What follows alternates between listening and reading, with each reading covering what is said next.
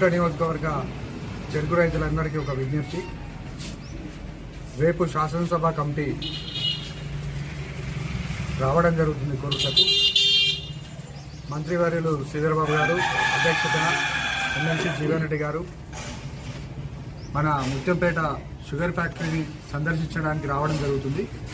కాబట్టి మనం సుదీర్ఘ పోరాటం 9 సంవత్సరాల నుంచి మనం పోరాటం చేస్తున్నాం షుగర్ ఫ్యాక్టరీ ఓపెన్ చేయాలని. ఇవాళ రేవంత్ రెడ్డి గారు ముఖ్యమంత్రి అయినాక మనకి ఇక్కడ గతంలో బస చేసి వారు సభా కమిటీ వేసి ఇవాళ మన నియోజకవర్గానికి పంపేయడం జరుగుతుంది. కాబట్టి రైతులందరూ కూడా షుగర్ ఫ్యాక్టరీ ఓపెన్ చేయాలని ఉద్దేశంతో మీరందరూ వచ్చి మీరు వారికి సభా కమిటీకి ఒక రిప్రజెంటేషన్ ఇవ్వాలని రైతులను కోరడం జరుగుతుంది.